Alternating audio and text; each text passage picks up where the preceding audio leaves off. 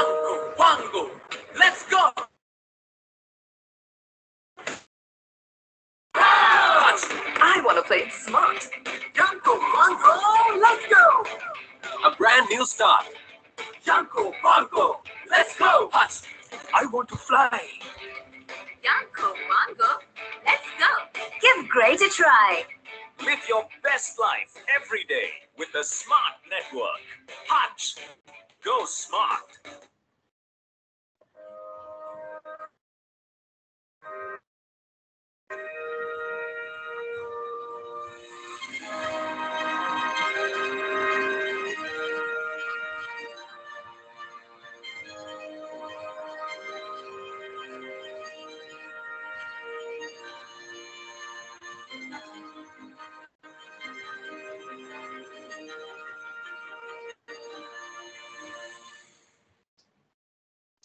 Yango, Wango. Let's go, Wango. Let's go. I want to play it smart. Yango, Wango. Let's go. A brand new start. Yango, Wango. Let's go. Hutch, I want to fly. Yango, Wango, let's go! Give great a try. Live your best life every day with the Smart Network. Hutch, go smart.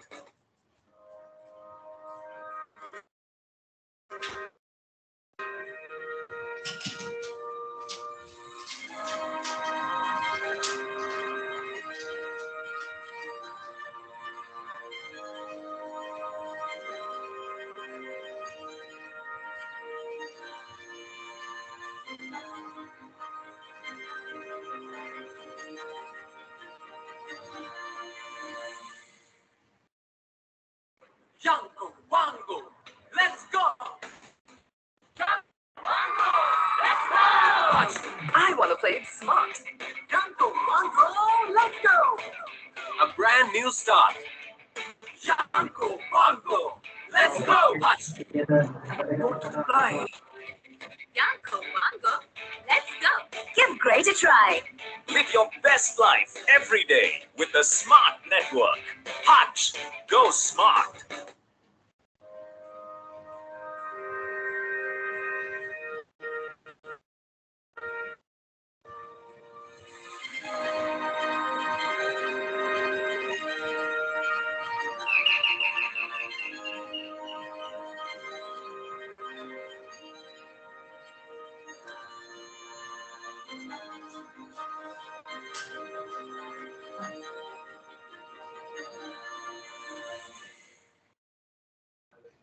Yango, Wango, let's go! Yango, Wango! Hutch, I want to play it smart. Yango, Wango, let's go! A brand new start. Yango, Wango, let's go! Hutch, I want to fly. Yango, Wango, let's go! Give great a try. Live your best life every day with the Smart Network. Hutch, go smart.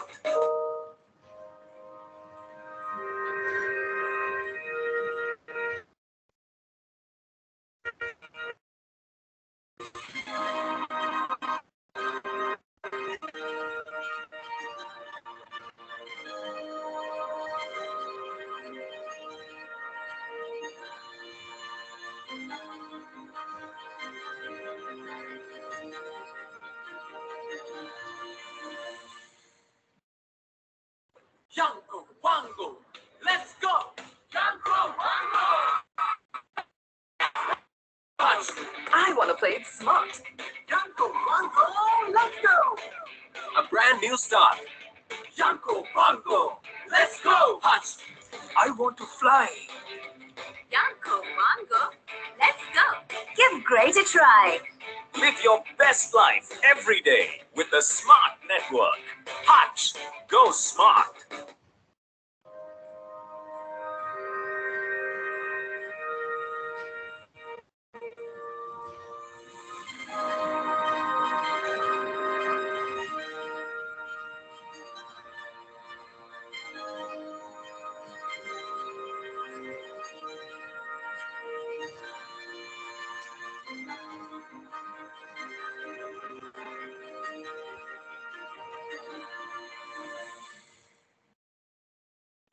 Yanko, Wango, let's go! Yanko, Wango, let's go! It's smart. Yanko, Wango, let's go! A brand new start. Yanko, Wango, let's go! Hutch, I want to fly. Yanko, Wango, let's go. Give great a try. Live your best life every day. The Smart Network. Hutch, go smart.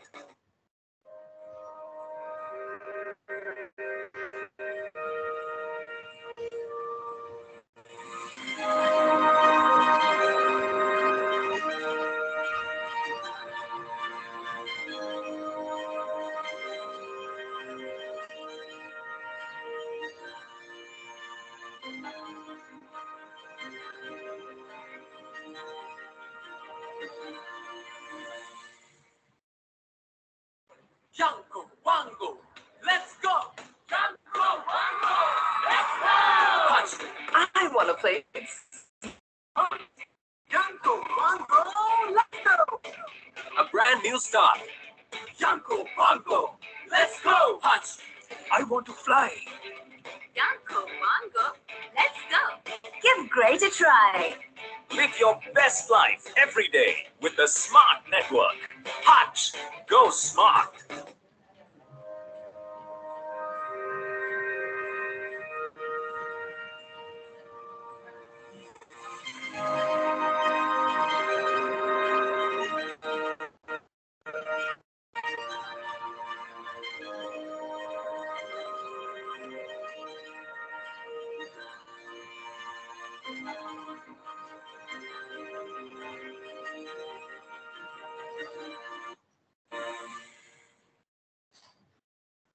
Yanko, Wango, let's go! Yanko, Wango, let's go! Hutch, I want to play it smart.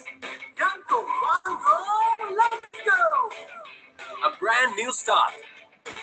Yanko, Wango, let's go! Hutch, I want to fly. Yanko, Wango, let's go. Give great a try. Live your best life every day with the Smart Network. Hutch, go smart.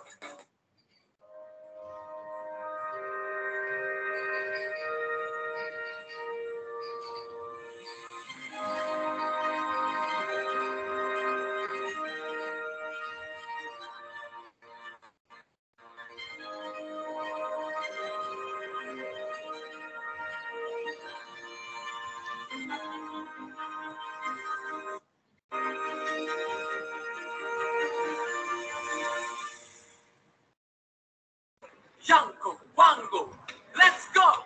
Yanko, Wango, let's go! Hutch, I want to play it smart. Yanko, Wango, let's go! A brand new start. Yanko, Wango, let's go! Hutch, I want to fly. Yanko, Wango, let's go. Give great a try. Live your best life every day with the Smart Network. Hutch, go smart.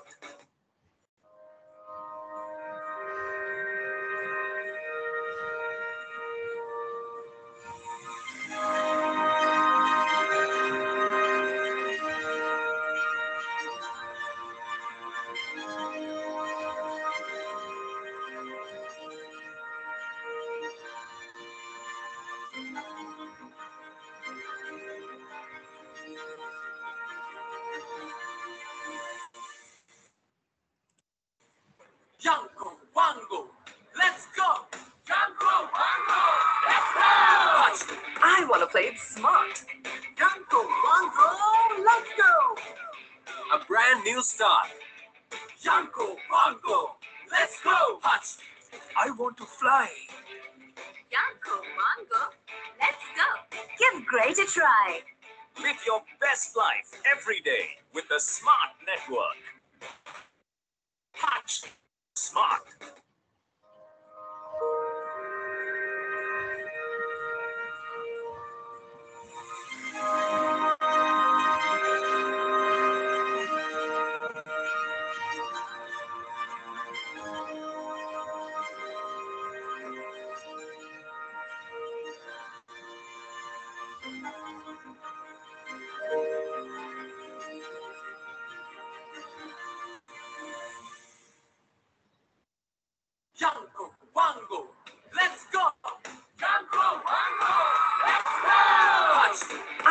play it smart.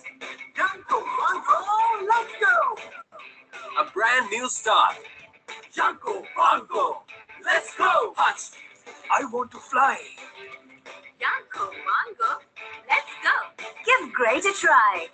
Live your best life every day with the Smart Network. Hutch, go smart.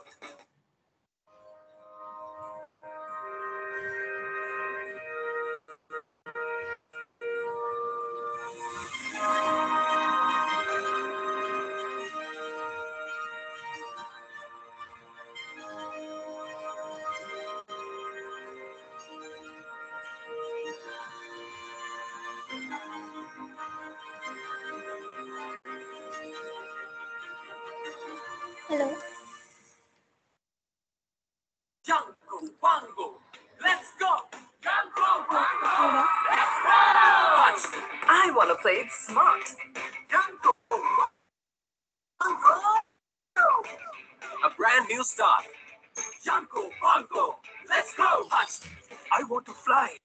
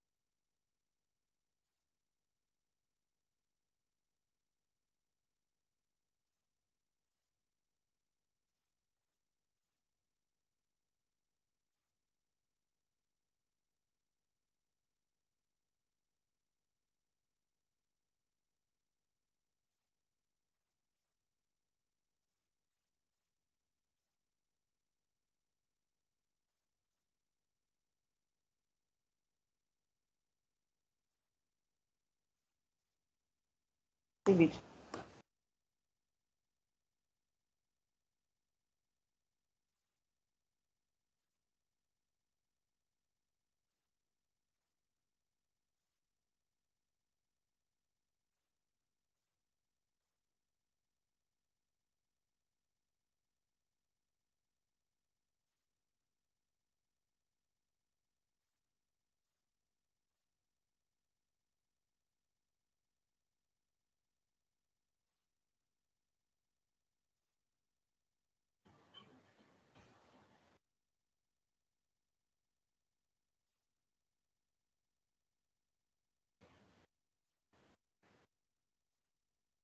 Good evening, everyone.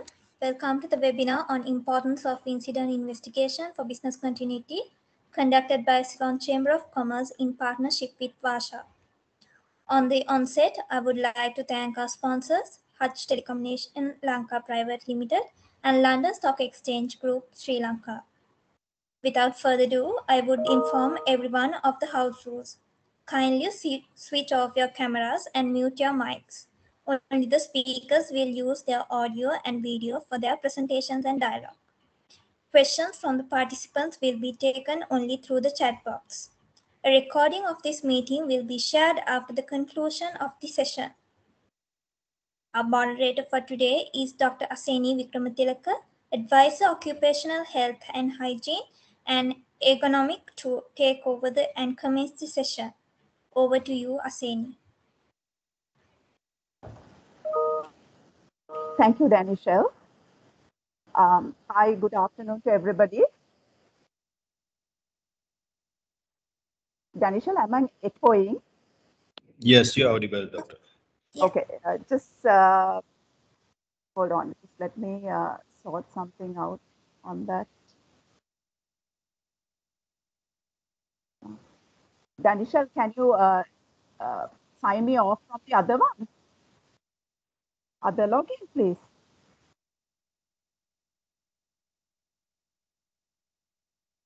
Bear with for the technical.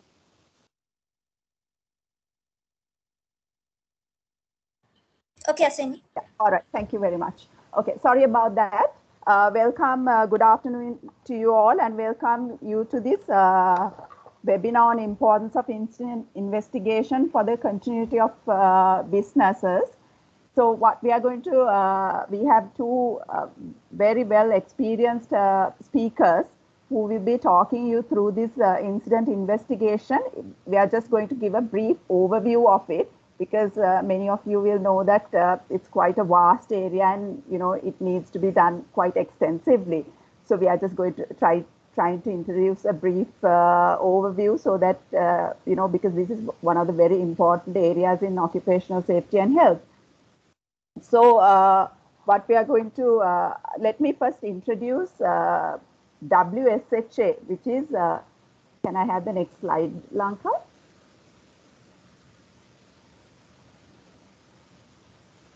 The next slide, please. So WSHA is Workplace Safety and Health Association, which is formed by a group of experts in the industry to promote occupational safety and health in Sri Lanka. So,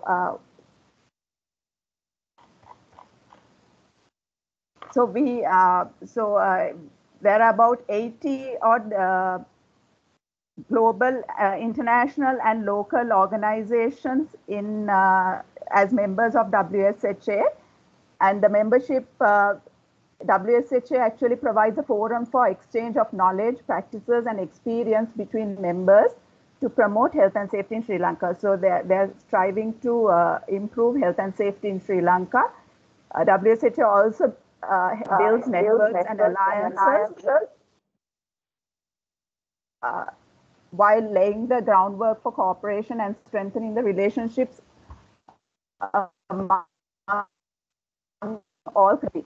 And also WSHA provides a platform for the development of knowledge as well as a strategic and practical ideas that can be put into use to build a solid legal framework and to create a health and safety culture in Sri Lanka. WSHA is also a member of the Asia Pacific Occupational Health and Safety Association.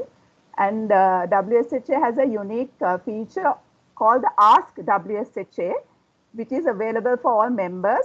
And if you have any questions or clarifications on health and safety, it may be developing policies, implementing procedures, management issues, technical or practical concerns.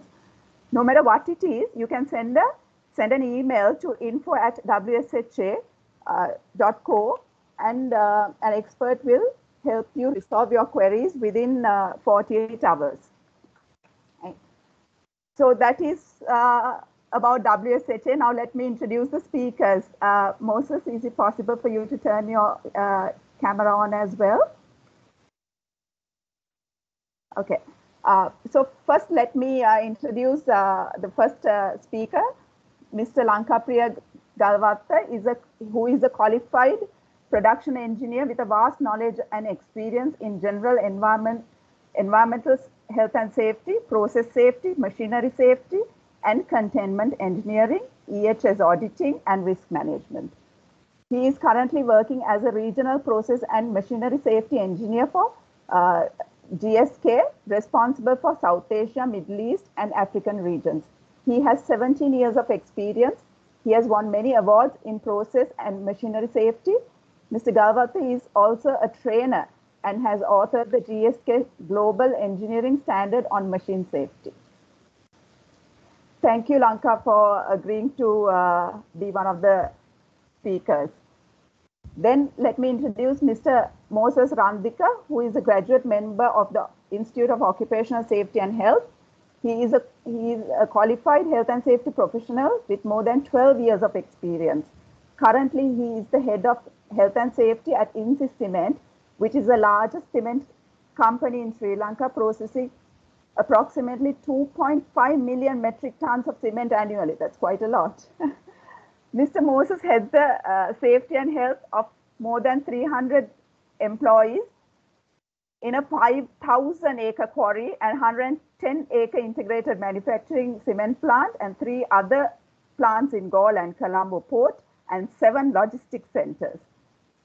He also oversees the safety and health of 15 million kilometer logistic operation. Mr. Moses is also a well-recognized trainer in occupational safety and health. I think he's doing quite a huge task there. So thank you both for agreeing to share your much valued knowledge and experience with us. Over to you, Lanka.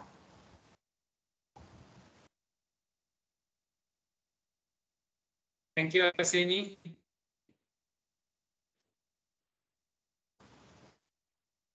Let's move into our session.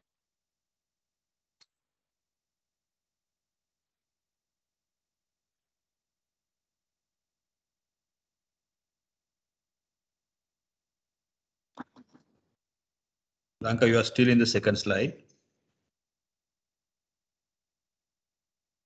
Is it moved now? Not yet, kind of stuck, I think. Yes. It's the WSHA slide. Still in that. Okay, let me share it again.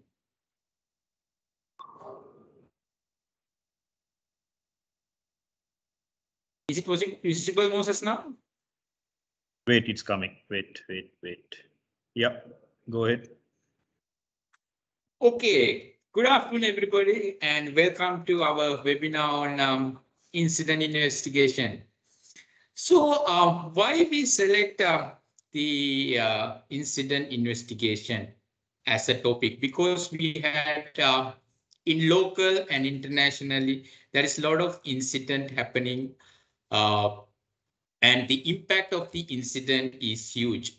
If you take about the recent incident, we had a recent incident, fire incident in Sri Lanka. Then they see the incident in the international, including that what happened to the Suez Canal ship disaster. So how impact can accident cause to a global supply chain? So that's why we select the incident investigation as a topic for today. And by the way, remind that, and all incidents are preventable. So if we investigate many incidents with. Randika, you had the first It's slide. like please. all incident. Is it this slide? Stop the accident. Sorry, Moses, can you confirm that we are in the... Yes. Stop accidents Okay. before you do something. Yeah. Yes. So all incidents are preventable. So that we need to make sure all by applying necessary controls, make sure that all incidents are preventable. And how incident happen is because of some of the controls we implemented is failed, or we lack implementing a necessary control that that cause incident. So that's our first message. All incidents are preventable. And though we select this incident, today we are talking about the incident investigation. Though we apply so many controls, there is occasions we have incident in our workplaces. So we need to investigate those incidents and apply learning so we can improve our system, avoid same thing happening again. But we saw in many cases, same thing happening again and again because we have not learned from the incident happen. I always say it's always better to learn from others' mistake before something happening in your side. So that's why we selected this topic, so we can give you some sort of a framework where you can design your incident investigation process. We are not going to make you a trained incident investigators. We are trying to give you some tips so you can fine tune your process or implement some process. So incident happening in your organization can be investigated, because incident investigation training is around about 2-day full-time training. So this 1.5 hours, we try to give you some tips how we can do, how can fine tune your process or implement some process to investigate the incidents. So what we are covering today, we're covering some of the fact about the cause related to incident.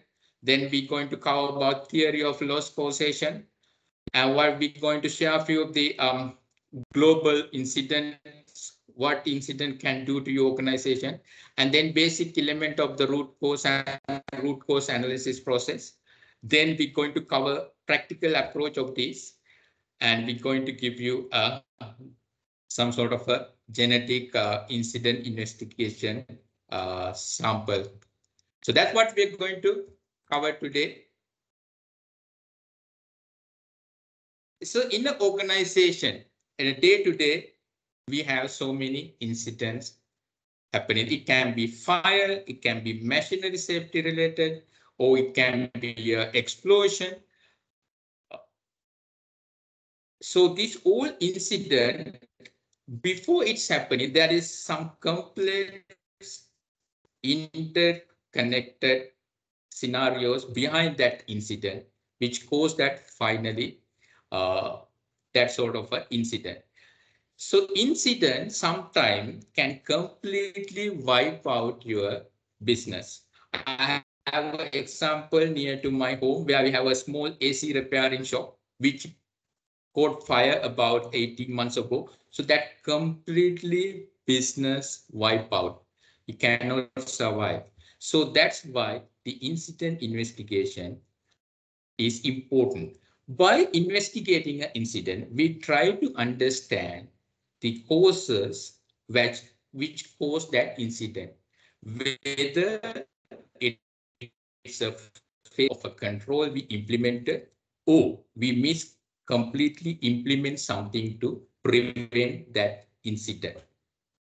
By investigating and coming out that root causes and other factors surround cause that incident, we can implement improvement action to prevent recurring that in our workplaces. So if you take in a global scenario, some of the key incident happen. this Challenger disaster happened in 1986, which is because this launch happened in a freezing temperature. So NASA doesn't recognize the advice given by their subcontractor, delay the launch. They go ahead and launch the shuttle, and it's disintegrated in midair after about 1 minute of flying. So there is a Rogers Commission which investigated this incident and come up with number of recommendations to improve the NASA safety culture, leadership, and some technical improvement to the shuttle program, which ultimately ended with one of the very successful missions. So that learning from that incident helped them to reorganize or reorganize their safety management system and their organizational structure and do that technical improvement to the shuttle program to make it more successful. Still, in 2003, they again lost another shuttle. So it's at NASA wrote in the 35th anniversary of the Challenger disaster that we cannot be complacent. We need to learn every day and make sure those improvement action we implemented is sustained over the time. When we talk about Bhopal, one of the deadliest industrial incident ever happened in the history. So still Bhopal feels the devastating effect of this incident. Union Carbide, no more in India. It's completely wiped out from the industry because due to the incident. And another good thing here is the released gas is not a final product, it's intermediate product. There is a lot of case studies. If you go into the internet, you can search, and there is lack of safety controls there. Some small scale spills happen, but they doesn't investigate it or doesn't care about those. And finally, it has a big incident, one of the worst incident ever happened in the industry. So that's why it's important to learn from the small incident and apply those learnings to avoid something significant happening in your workplaces. Then we talk about quite latest one. That's in Tianjin, that port incident in China, where the huge explosion killed about 173 people. There is a lot of information you can go and read about this incident also, where this company, though they have obtained so many licenses, they have always violated this license requirements of the necessary storage limit of highly hazardous chemicals. Finally, it caused huge explosion. It has affected our plant in China also, which is quite far away from the Tianjin port. So then you have the latest one, what happened in Lebanon. There is nice animation there produced by the New York Times magazine of the sequence event behind the Lebanon port explosion also. There are small scale fires and so many people talk about of that storage, but nobody take any actions. So that is why the incident investigation is important.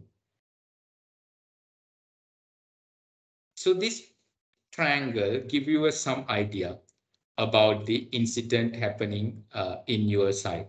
Don't forget about the numbers here. What you want to, the message from this slide is before happening a huge or high significant incident, there is lot small scale incident happening, like a near miss,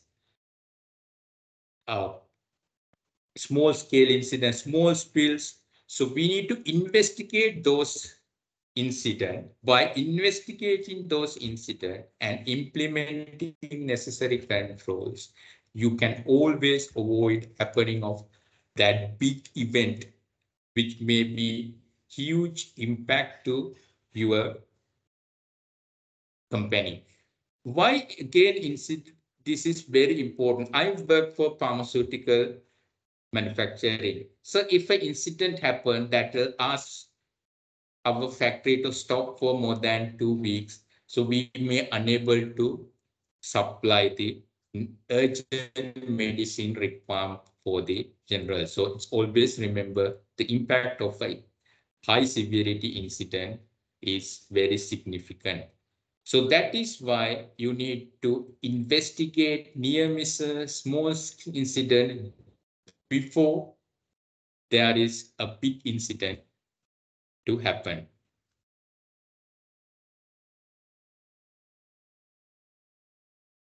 For a successful incident investigation, it's always required top management support and use of right technique. And also you need people trained on these techniques. These techniques we're going to touch upon the latter part of the presentation. And it's no blame culture, like we are doing incident investigation, not to blame anybody or find the fault. It's there to improve our process. So, and we should not hide the fact. So people should come and disclose everything, what happened. So I had in my working life, in a machinery safety incident, here the people come and tell that they open the door and while cleaning, the machine is got activated.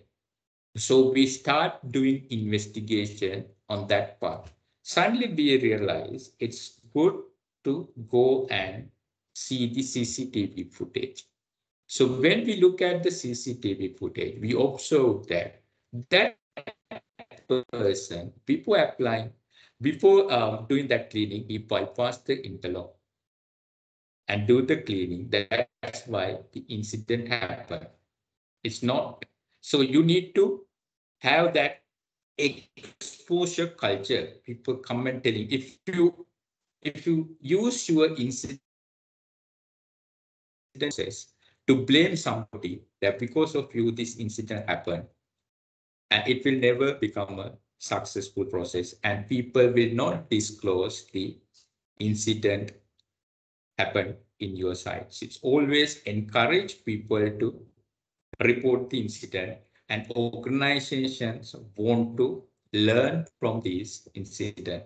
That's where the top management commitment is required. So if top management just not to want somebody to fire because of this incident, to learn and improve their working culture, that is where the incident investigation is very important. If an incident happened, the cost of an incident is huge. So again, since I'm from a pharmaceutical manufacturing background, if something happened to a person who only the person may be at site know that manufacturing formula, how to do that product manufacturing. So if something happened to your critical, the one of the important operator in your plant, so it can affect your production. And also, if an incident happen, the media, everything come and tell your organization name and everywhere it's happening. So it's affect your reputation. And if a frequently incident happening, that is reduce your morale of your workflows, and that is reduce the productivity, because if people, our working environment is not safe, then the productivity is reduced. One time I worked in a bottling plant where there is chance of bottle breakage and it can hit somebody far away from your work area. So that make fear everybody in that plant, because somewhere the bottle breakage happen, but the injury maybe happen to the person in far away from that location. So that ultimately reducing the productivity, because everyone working in a fear. So if you done proper incident investigation and identify the root cause and make that improvement to the production process, that is help increase people morale and increase the productivity. Also, if you have frequent accident happening, your insurance premium also go high, because insurer say, okay, oh, it's like you're losing your no claim bonus. If your vehicle is frequently having incident, you may not able to claim for your no claim bonus. It's low like that. Those are some of the things directly impacting, but there is a lot of other cost which you cannot claim by the insurance. You have lost time, sick pay, extra wages, fines. If you're getting in alert like from UK, you can see the amount of the fines. There's huge fines normally you need to pay because of the incident. And sometimes if you are a subcontractor like that, you are providing support to the big company. If you have a frequent incident, you may probably lose your contract, because your main contractor may not like to work with you because your company getting high number of incidents. So there is a lot of cost associated with the incident. So it's always good to learn from the incident and make that improvement, so that same thing will not be repeated in your site again. So how the incident going to happen? So in this example, you have some hazard or something can cause a injury or illness. Here we took COVID as an example. So prevent somebody infected with COVID. What we have implemented, we call so many barriers. So this barrier model actually adapted from the James Reason's organizational accident model. There is some other models available in the industry, but we use this model because these are the one of the popular, and many organizations use this model. So that's why we use this model. So you have something that can cause the incident. To avoid that causing an incident or illness, what you have done, you implemented so many barriers. These barriers either come from the local regulatory requirement or industry best practices or your own company requirements or based on your risk assessment. So we take COVID as an example. So it's easy to understand for many people in the current circumstances. So avoid somebody getting COVID. What are the barriers we have implemented? We have the physical distancing, we see at least 1 meter. Then people asked to wear a mask. Then the hand hygiene. We normally ask not to touch your face. Don't go into crowded area. Then you have the testing and tracing. You have ventilation. Then you have the frequent communication, training, and the support for the people who get close contact, asked to give you leaves and asked to stay at home. Then you have quarantine and isolation, you have vaccine. So you implemented so many barriers to prevent this somebody infected with COVID. But still somebody can be infected with COVID. How? There is some weaknesses or failures in these barriers. So all these weaknesses align together like these holes, which whole Swiss cheese model also, then somebody can get infected with COVID. So what's the incident investigation is looking at, where this or which control is failed to function or not acted accordingly, or we have missed to implement some of the barriers. So that we normally call is failure of your risk management process. So that's what the incident investigation looking at. So if you suddenly got huge number of people infected with COVID, so it may be because some of the controls you have implemented is not function as it is, or as you expected, or as not implemented. Like you have crowded workplace at your site, so you have not done proper planning of your work. People are not wearing mask, and there is no hand washing facility, and there is not enough encouragement to people to follow these controls, or people not vaccinated. So there is some failure in some these barriers which cause somebody to get infected with COVID. So the incident investigation process, we look at these barriers and see which barriers which not function, or which barriers is not available. Make sure. Other thing is, in the incident investigation, always give you some clues that some of the process, some of these barriers we implemented, we think, okay, it will work in this way, but actually it is not working like that. So that's all the information you can only get from the investigating incident. Again, I'll give you another example. In my one of the working uh, life, in one process we use ethanol for manufacturing. We got ethanol fire. So if you look at the process, what we have implemented, that we have given good flame through pump to pump ethanol from the ethanol barrel directly into the manufacturing process.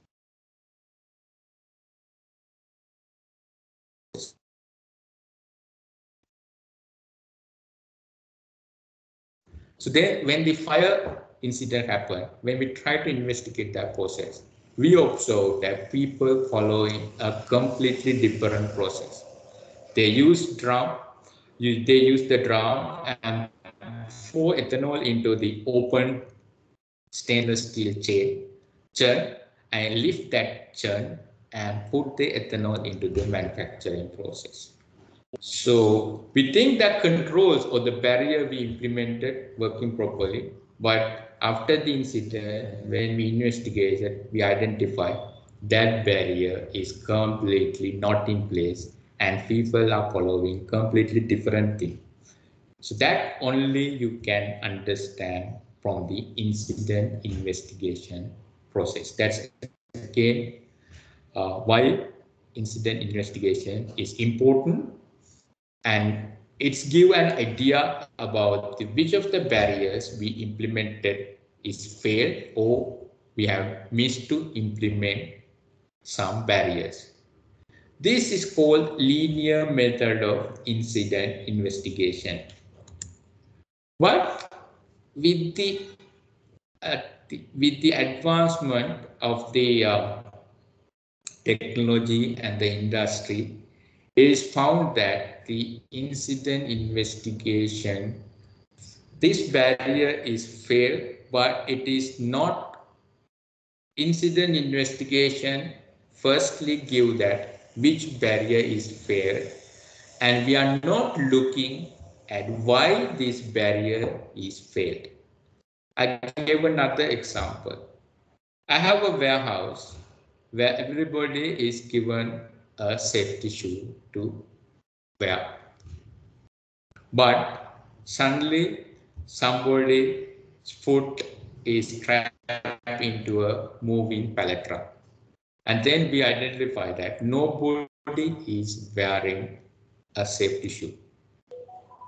The initially what directly come into our mind is, okay, that person is not wearing the safety shoe. So that's the root cause. So we should find him, we should get rid of him because he is not wear that safety shoe. But we never look at why he actually not wear the safety shoe. There may be so many factors why he not wear the safety shoe. So that warehouse may be very hot, so it physically unable to wear it comfortably. Safety shoe is not fitting. Nobody in the management who go into the uh, area ask people to wear the safety shoe. So there is a lot of individual job and organizational factors behind that incident. It's not just that person is not wearing the safety shoe. So with the advancement of that theory, then reason come up with this model. In that model, what we're talking is, yes, first we need to identify which control is fair. Then we need to also look at the factors why these barriers fail. That's we call individual job or organizational factor. So in an incident investigation process, we need to look at both this, not only the first, why the which control is failed, and also we need to see why that control is failed. So that process also is the part of the incident investigation. So with that, we are finishing the first part of the presentation. I'll hand over to Moses for the second part of the presentation, where we more talk about the practical application of the incident investigation process. Over to you, Moses. Thanks, Lanka. Let me share my screen.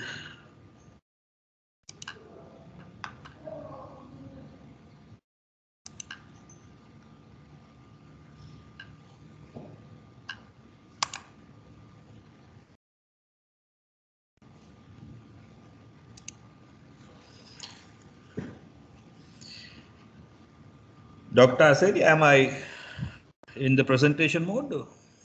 Not in the presentation mode, but we can see the slide. Yes, now you are. Right. Thank you. Very good afternoon, everybody.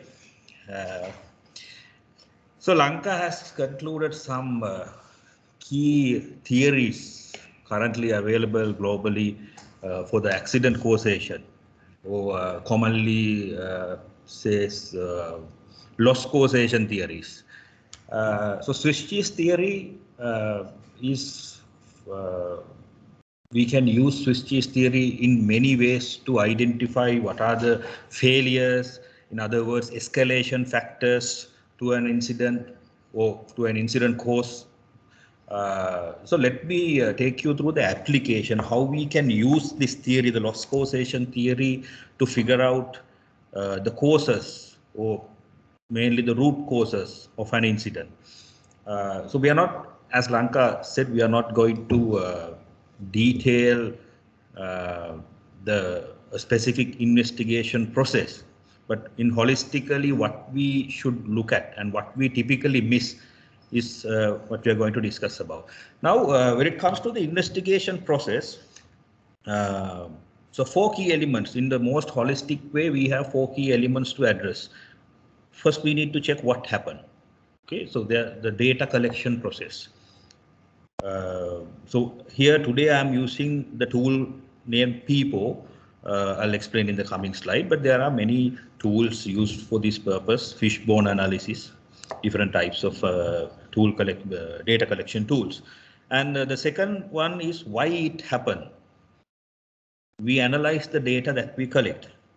So multiple tools are available: incident cause analysis method, the Australian tool, bow tie analysis, and different types of incident trees, the generic versions, fault trees, event trees, and fishbone analysis.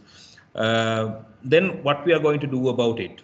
Developing recommendations, okay, the corrective and preventive actions, and how do we communicate the key learnings, incident reporting mechanism that the organization has. So these are the 4 key areas. So we'll be discussing more about the first 3 elements. When it comes to the data collection, most organizations miss, as we see in these audits and stuff. Many organizations focus on the people factor. They don't miss things in the people factor. Okay. So, but other 4 elements. So people, the tool people, people stands for people, plant, environment, uh, equipment, and organization. Okay, so I have simplified it in a different way here. So let me explain you the people factor. So the method of taking data from people would be simply interviewing them, or maybe talk to them, or maybe checking their past histories of similar incidents, okay, and checking their experience, and checking their physical limitations, medical reports, any stress or time pressures that they have. So observing these things is the method to get data from the people. And when it comes to plant and material, there can be various methods. Okay, checking on hazardous substances involved, and any alternative equipment availability, and what personal protective equipment used. So environmental factors, something we miss. At what time of the day the incident happened, what kind of workplace conditions impacted, surrounding noises may be contributed. Uh, Procedural things. Okay, what procedure was used? Is procedure available at all? And how did any safety devices given work? And organizational factors, finally, how management think about this, basically saying what applicable safety rules communicated, what written procedures available, what supervision given by the management. So these are the areas that we need to drill down to do a comprehensive investigation, comprehensive incident investigation. We need to check all these 6 aspects. Okay. When it comes to do the data collection. So this is just a one tool. There are many other tools like fishbone analysis, and also it's not, but this is something what we use in my plan. So some easy tool which you also can adopt. And when it comes to the root cause analysis methods, there are various root cause analysis methods. So you need to select this tool based on the nature of business that you are in. Okay, so I'm not doing any recommendation here. So we have incident cause analysis method, tripod beta, all are very good tools. Okay, 5i analysis, fishbone analysis, different kind of root cause analysis method. So let me take you through a generic tool. I use the tool, not something mentioned here, but the bow tie analysis, and for the root cause I'll be using some event trees. So I'll be using that using a visualization of a incident. Okay, so kind of a, so I just visualized an incident, a simulation. Okay, some a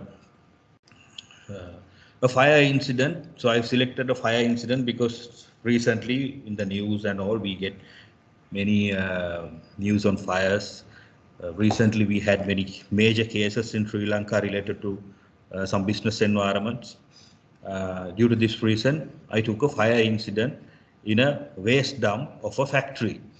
So a fire broke out in a waste dump of a garment factory. The waste dump located behind the main building. On 28 November 2021, around 10 p.m., a security officer at the main gate observed some light of a flame above the roof of the factory. Then he activated the emergency alarm to notify other security personnel, and subsequently he called the fire brigade, local fire brigade, which were able to reached the plant within like 15 minutes and took over the control of firefighting, and they are able to extinguish the fire within like 2 hours of firefighting. Okay, so this is an incident, just a visualized incident that I'm going to give you. Then I'm going to explain you how we can do the investigation of this case. Now, when it comes to the investigation, when it comes to the event, the incident, always in any incident, there is a risk event. In this case, ignition, initial ignition of the waste pile is the risk event which contributed to this incident. So a common mistake is sometimes now after this risk event, the consequences, there can be many consequences: gas inhalation, fire spread over the facility, burn down the whole premises, many consequences. So people looking for remedies for this consequence commonly, that is what we call the post-event scenario, after the risk event up to the consequence. Now, as Lanka explained in the Swiss cheese theory, there are Swiss cheese slices between this risk event and that consequence. Like let's say initial ignition of the waste is the risk event, and if the consequence is fire is spread over the facility and burn down the whole thing, if that is the consequence, let's assume. So Swiss cheese would be a sprinkler system, a training that you provided for the security on firefighting. Another Swiss cheese slice would be robust hydrant system the organization has. And another Swiss cheese slice would be a good design for the fire resistant construction quality of the building. Okay, so likewise, there can be multiple Swiss cheese slices between risk event and the consequence. So in the investigation, what we are doing is we need to check what Swiss cheese slice failed, what escalated. Now, likewise, many people miss the pre-event part. Now, up to the initial ignition, there can be a source of risk. There must be a source of risk which we need to look at. It can be a deliberate ignition by someone. Someone might have put a cigarette butt there and which triggered the ignition. Source of risk. Oh, it's a deliberate sabotage. Somebody put this waste pile on fire. Okay. And can be an electrical short circuit. Can be triggered by a hot work done by the organization. Then it can be triggered spontaneously by a chemical reaction. Right. So between the risk event and the source, again, there will be some Swiss cheese slices. Okay, those slices would be something like a good fire detection system, good policy or rules on doing hot work, having a permit to work system to do hot work, doing the risk assessment to do hot work, good visitor control to prevent sabotage or deliberate ignition, having a policy for control smoking or giving a good safer place for such. So these are the Swiss cheese slices between source of risk and the risk event.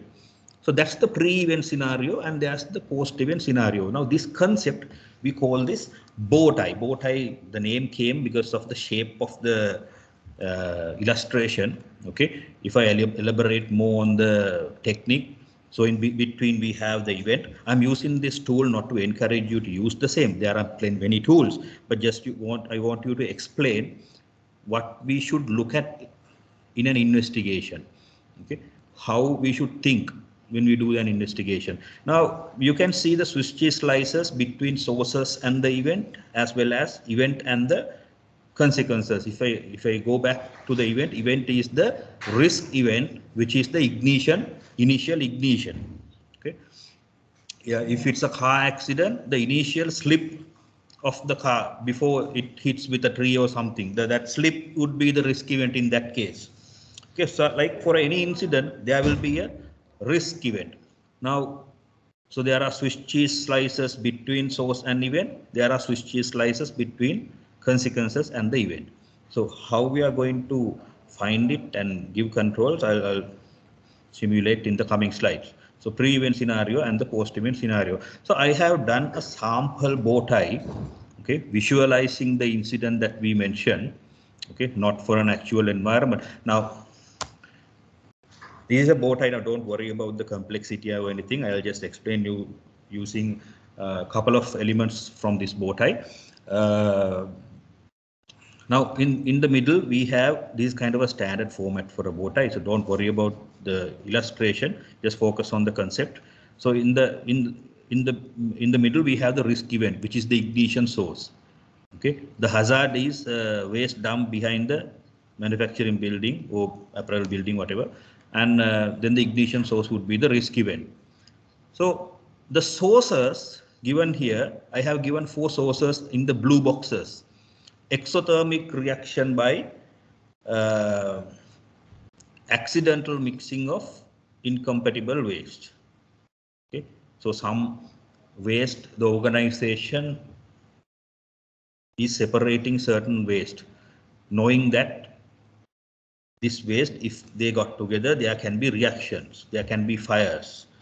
And the second is arson, the deliberate ignition. Third given, electrical short circuit. The last one is ignition source from a hot work.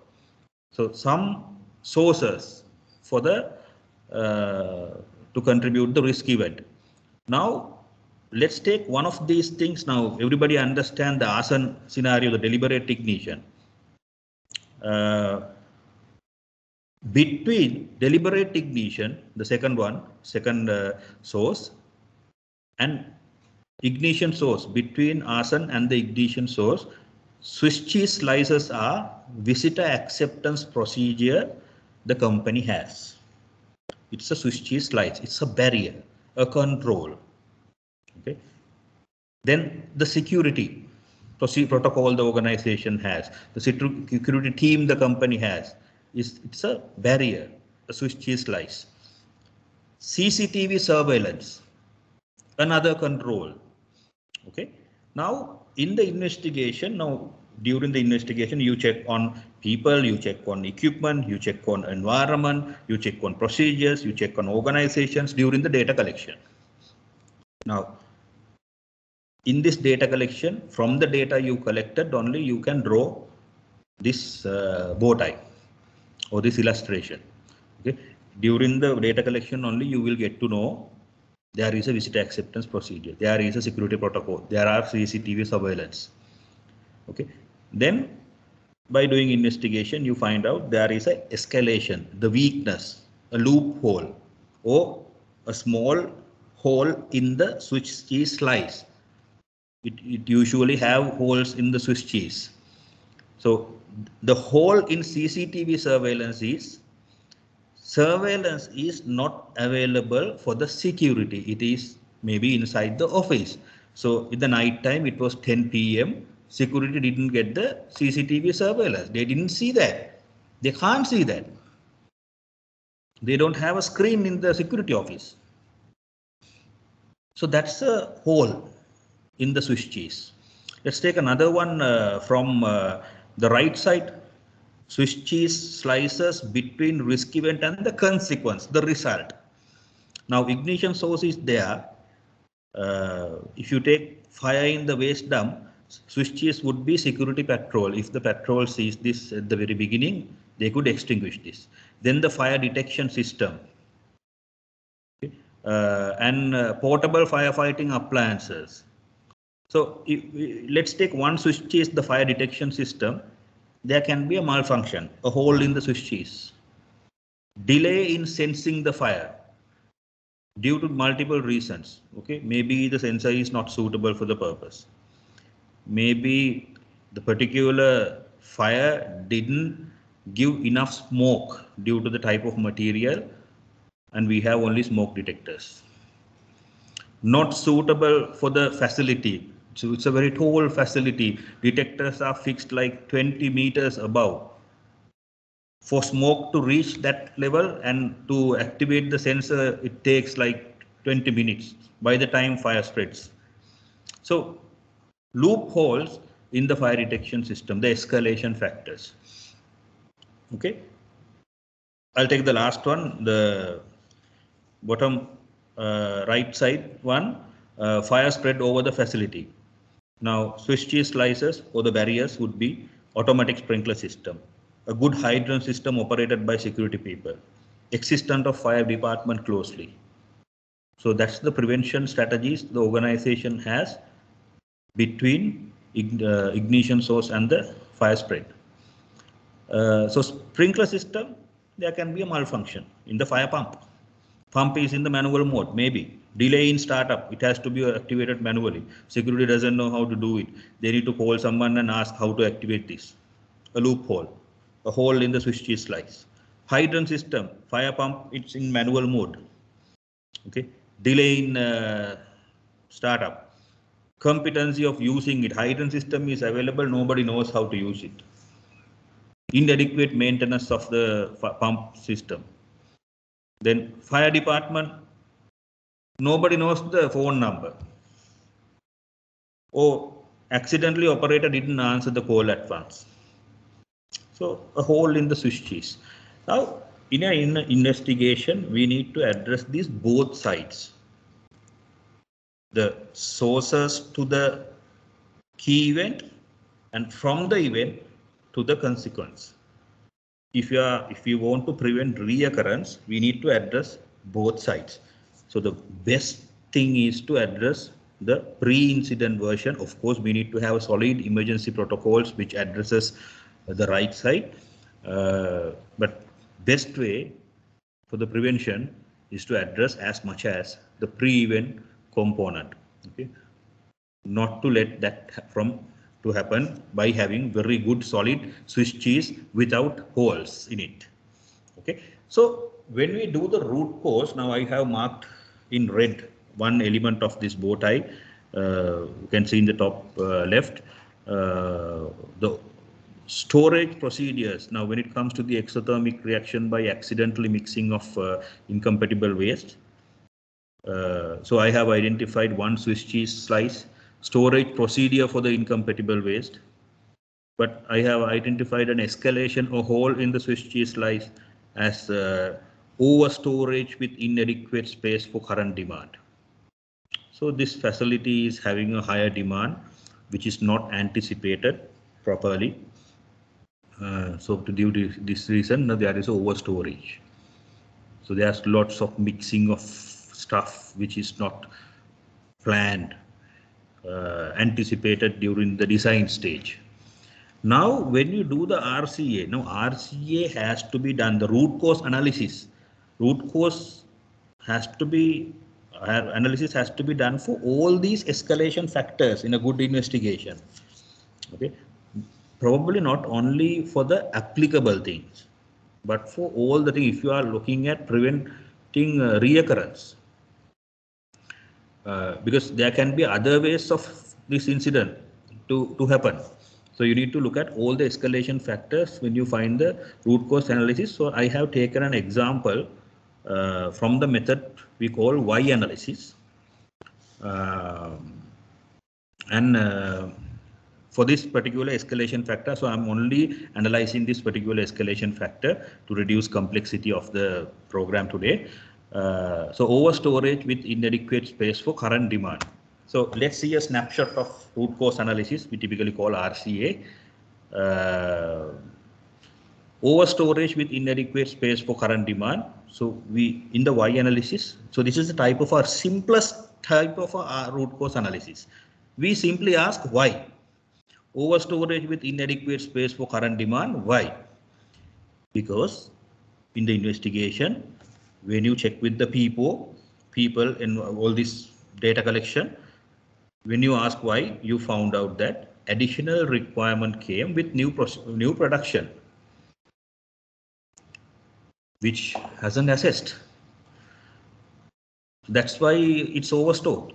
Then you ask again, why additional requirement? Why this scenario has happened? Requirement hasn't assessed at the designing. Why? Because there is no change management procedure adopted by the organizations for such changes. So that's the root cause for the overstorage. Root cause, maybe not the direct cause. Root cause for the overstorage would be no change management process given by the management. So your action for the prevent reoccurrence for this particular thing, there must be a interim remedy or maybe a short-term remedy for this to avoid but such things can happen unless you have given a good change management process for the organization. So addressing root cause gives you a more sustainable solution for a found escalation factor. Okay. Right. Now that's all about the root cause and the generic, sorry, the bow tie root analysis method. Okay, so bow tie method is a way of what do you call data analysis tool. Okay, so before doing root cause, you can use that for the data analysis. Uh, so some people do it as the root cause and end up there in bow tie also, but it's a data analysis tool. So I just wanted to give you the concept how we analyze before and after the risk event. Now I'll take you through a generic investigation template. Some organizations I know, especially when it comes to multinationals and some local organizations also, many conglomerates now they go through the standard templates for incident investigation, a minimum requirement. So most organizations they have very good templates for their investigations, but in some cases I have noticed who don't know what to present in an investigation. So this is for such, if you want to get an idea what should be the minimum requirement, very bare minimum requirement for an incident investigation that you should do for management or so on. So we have just given so it's a conceptual thing. I'll just explain. The data hasn't included, all the data is not included in this presentation, just with the topics and all, just for you to understand how will it look like. Now, in an investigation, there must be an executive summary, okay, probably with all the potential causes of the accident, as it can be understood by some senior level people when we see this slide. So by looking at executive summary, the reader must be able to, audience must be able to understand barely what has happened, what actions that you took briefly, then preventive action to be considered, right? And description, a simple description. And second slide, some sequence of events. Then, so I have given a sample at the beginning, from the beginning of the incident, what has happened, 10 o'clock, and then 10 o'clock this person has observed. By 10:10 security personnel reached the location and observed the flame. Likewise, okay, so in a more complicated version you can see you can do the pre-incident sequence, post-incident sequence. Likewise, you can separate if you want. Then some data organizing, as I showed you previously, and then the root cause analysis. For this analysis, I used fault tree and event tree. I'm not going to explain the whole thing one by one. So there must be root cause analysis. I think WSHA might help you if you request them on a good root cause analysis training or method. Then here in this investigation, I just demonstrated a fault tree and an event tree. Okay, and there must be a conclusion slide. What is the most probable cause of fire? What is and so this is the pre-incident version. The post-incident, what is the most probable cause for fire to break out throughout the premises? Okay, so this is considering a fire incident. Okay, so for maybe a simple injury, it can be only one conclusion. Then corrective and preventive actions. Okay. Then here I just drop. So the item reference is linked to the root cause, relevant root cause in your root cause analysis, and what is the action that you are recommending to manage that root cause in future. And there must be a responsible person, due dates, etc. Right? So that's the summary of what I was going to explain. And over to you, Dr. Aseni. I think we are having a question and answer session. Yes, thank you very much, Moses, and thank you, Lanka, as well. That was very informative. You know, I recall quite a lot, which I had studied long ago. And so now there are a few questions that have been raised. I think the first one will go out to you, Moses. So now there are so many techniques in incident investigation, isn't it? So how do we select the best technique for certain types of incidents? How do you do that selection? Yeah, that's it's a kind of a complicated question, but let me take now. There are multiple investigation techniques, as I said, like there's ICAM, it's an Australian tool developed by an Australian company in the rail industry. So ICAM considered incident cause analysis method is considered much more suitable for heavy industries. Okay, like my company, like maybe SAGT, maybe petroleum, okay, Sri Lanka Railway. So likewise, now it's more suitable for heavy industry. There are certain tools which are more suitable for FMCG or low risk industry, garment. Likewise, so you need to carefully select the suitable tool for this purpose. So I can't recommend, because all are like trademarked tools. So I don't want to recommend anything specifically. This is good or bad. So if you study a bit about their websites and all, you will understand whether it will be suitable for this organization or not. And there are many generic tools as well, like Five Eyes. Nobody is having a copyright. And if you take a simple fishbone analysis, nobody's having a copyright. And event trees, bow ties, nobody's having copyrights. So I think that would be some easier adoptable tools if you don't have anything at the moment. For any organization, these things, probably fishbone, Five Eyes, are much easier tools to use. So I would recommend start from such. Right, thank you very much, because some can be very complicated, and if you're not experienced or if you're not well trained, that may be a little bit, you may find yourself in a difficult situation, isn't it? So your advice is to start with simpler, if you're not experienced, start with simpler methods and then go into more complex and when you are more experienced. And there are free versions of certain tools that can be used. Right, yes. Thank you very much, Moses, for that. Then when we look at training, I know this kind of training is not for 1.5 hours. It's quite a vast, talking just about maybe the board tree analysis methodologies itself, maybe a half a day or a full day kind of a training. Lanka, if you can turn your video on and maybe answer this. So where can people go for training, and what type of training is available for people? Yes, Aseni, I guess if you search in the internet, few online courses also available where you can get trained. I think there is some people or the organization available in Sri Lanka also you can get it trained, but as ethically, we cannot recommend anybody. So you go and ask and get it trained from them, but there is certain courses available. The main thing is you need to get idea about the application of these root cause analysis technique, as Moses pointed out. So there is trainings available in the locally and internationally also.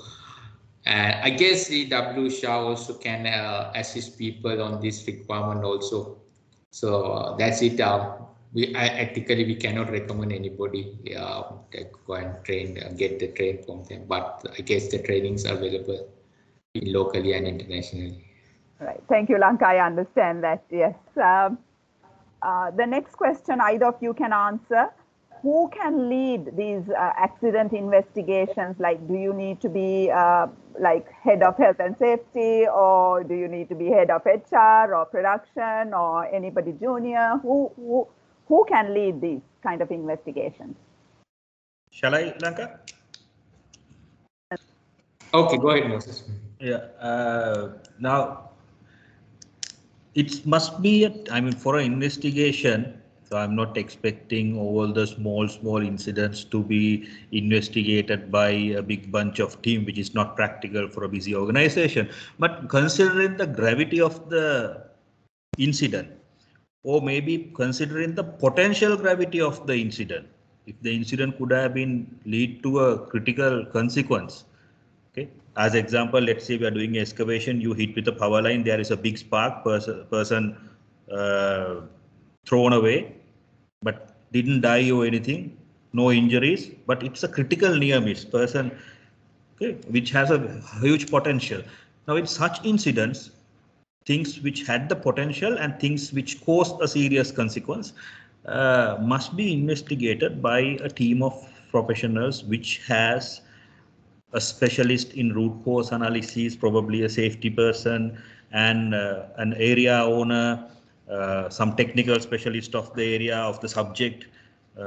In the example I said, there must be an electrical engineer, there must be a safety person, there must be the area owner, maybe the project manager, and considering the gravity of incident, you can have a senior person from your organization to the investigation team, which will create some importance to the report to the top management. In my case, like in my organization, if it's a serious incident, we at least have a line director for the investigation team, which will create some value for your investigation report, which the investigation report will have more acceptance in the organization. Right. Thank you very much, Moses. Lanka, do you have anything to add, or good to go? I think Moses pretty much covered everything. In addition, what I can say is you need different discipline. Like I normally experience that EHS is not there, people come up with, okay, everything is fine, but still an incident happened. So everything is fine. So you need that to balance that. If the accident is happening in operation, you need somebody from the operation who have the detailing, can give that background information, previous working practices and all these things. So it's, as Moses pointed out, depend on the severity and the complexity of the incident happen. The main thing is investigation. Okay, thank you both. There are a few other questions directed at Moses directly. It's from Abhinandan. In root cause analysis, do we need to use more than one root cause analysis for major fatality accidents in industries? So do you need to use more than one root cause analysis methods for a major fatality accident? It's not necessarily. If you can find out the root cause of an incident successfully from a root cause analysis method, no need to redo it. So if you are confident enough, if you are having the correct technical specialties in your investigation team, one RCA will do the thing.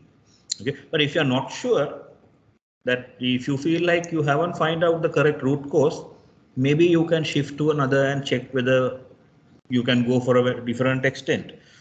But one will do. I mean, even for a serious one, even for a fatality, as you said. Thank you, Moses. There's another one. It's from Amila. I have learned somewhere that lack of training or lack of awareness shall not be a final finding in 5Y analysis. In 5Y analysis, Yes, is there such a guideline or not?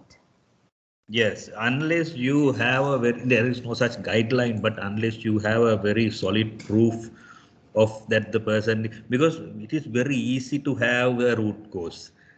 In most investigation report, I also have noticed lack of awareness, negligence, kind of root causes are given, because it's very easy to say without looking for further. So maybe if the training provided is not adequate, maybe no assessment has done for the training, would be a more effective way of elaborating it. But there is no rule that we can't have it. If the actual root cause is not having this awareness, then it must be the reason, or the demonstration. But I mean, yeah, Amila is right in that case, because some people, for the easiness, for the comfort, they simply say negligence of a person, unawareness, and finish it off. So there's no rule not to have it, but yeah, better have a more elaborated version of root cause. Right. So Yeah, sometimes just one thing, Asani, just addition to what you yes, said. sorry. The root cause analysis, what we're finding, what's the systematic issue. So why the training is, what's the system failure that causing the lack of training, or that will be the, should be the outcome. Thank you so much, Lanka. Then Vitusan has asked, how can we improve our investigation skills? Do the investigation as much as possible. So practice makes you perfect, huh, Lanka? Yes. So yeah, some other thing, but I've asked some of my side, but we normally do to improve, like I ask people to create a fictional scenario and do a investigation. So it's something, get out something outside happen, take it more related to your working environment and create some fictional scenario and do the. And also, like in some academic courses and all, when I learn, go through my Bosch diploma and all, there were many case studies on this. Blavat Lanka has mentioned in the presentation, Bhopal disaster, Chernobyl disaster, okay, and some man-made disasters, incident about the sample root cause analysis used, and root causes they have found, etc. So if you can go through some case studies, definitely you can get a more idea about how to do the root cause and what areas that you must see. And so best way, if you can participate in a investigation, a competent investigation team, be a part of competent investigation team, and practice makes you the best. Are there any sites online where you can go through these case studies? Because I know IChem has certain chemical disasters which they have videos and all. So are there any sites like that? Because there are like some root cause analyses are very complex. When it comes to Chernobyl and all, it's very technical. And but there are some a very good example would be the Piper Alpha disaster. By then, it was the biggest man-made disaster. It simply happened due to a permit signed from a desk. There are many case studies. I mean, myself, I am very lazy to read, so I use YouTube as the source. So in the YouTube, there are hour-long case studies on Piper Alpha disaster, Chernobyl, Bhopal, which you can go through easily. Yes, in addition to the CCPS bulletin, you can freely search and subscribe. So that's a good source. You get different incident happen because it's written by the operators in the industry. And then as Aseni mentioned, CSB videos are the best. You can get the animation you have the report also available and the animation also available. So you can correlate both. Right. Thank you. And there's one more question. Do you recommend ISO 45001 occupational health and safety management systems? Now we can't, make a such recommendation. I mean, promotion for a management system. There are many management systems available locally. I just recommend you. It's a good management system, no question. ISO 45001. So you better select the relevant management system, considering other factors as well, like the competitive advantage you have by having it for the organization, and the other management systems available in the organization. Let's say you already have ISO 9001 or ISO 14001 in your organization, best thing to have ISO 45001 because you can make it integrate and having an integrated management system. Otherwise, you need to reinvent the wheel for another management system. But if you don't have anything, you can try out another one as well.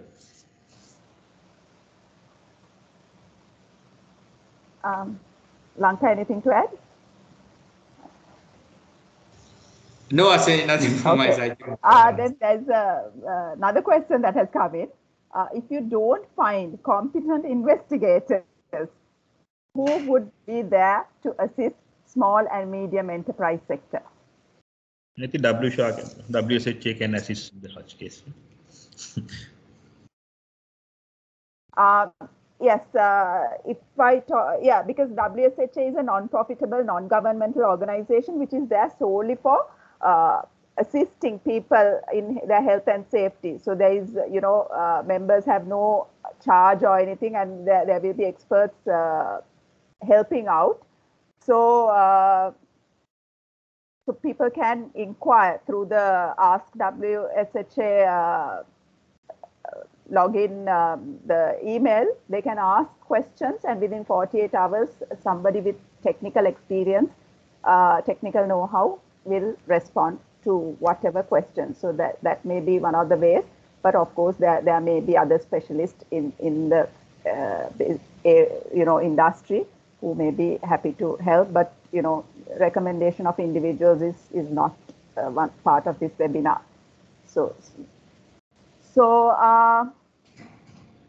Okay, Lanka has I think Vitusan had inquired of another question on resources, and Lanka has put the website details for everybody to see.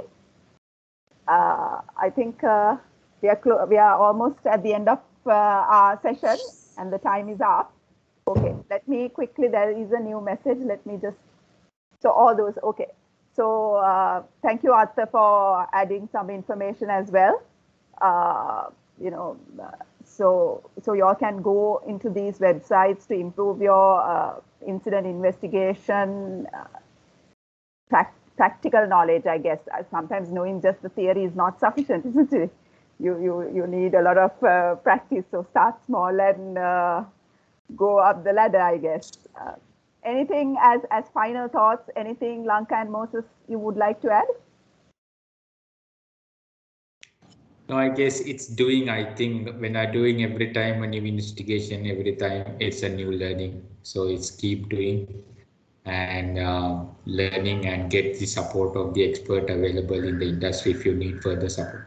That's all from my side, and thank you very much for attending the call.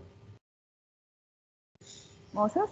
Yeah, same from me. So it's an unfortunate event, but an accident is an unfortunate thing. But if you repeat the same thing, so that is where the problem. So you need to prevent reoccurrence at all cost. So just encouraging people to do the same. Yeah, thank you. All the best for everyone. Thank you, Moses. And I guess what you're saying is not to dust the near misses under the carpet, because it may end up in a significant damaging accident, isn't it? Yeah, correct. Yeah. So that's all from us. Thank you to both of you for trying to put such a vast knowledge base into 1.5 hours, and you did an excellent job in that. And I also need to thank the Chamber of Commerce, Ceylon Chamber of Commerce, Gillian and Danishel. A special thank you goes to the two of them for supporting us and accommodating, providing the platform and everything for this session. And thank you for all participants. I hope you had a productive event, and do let us know if there are any other similar events you would be interested. Okay, you can, if there's any information, like I said, technical information, you can always reach out WSHA through info@wsha.co. Okay, thank you all. Have a great evening. Thank you, Asini. Thank you. Thank you. Thank you, Doctor.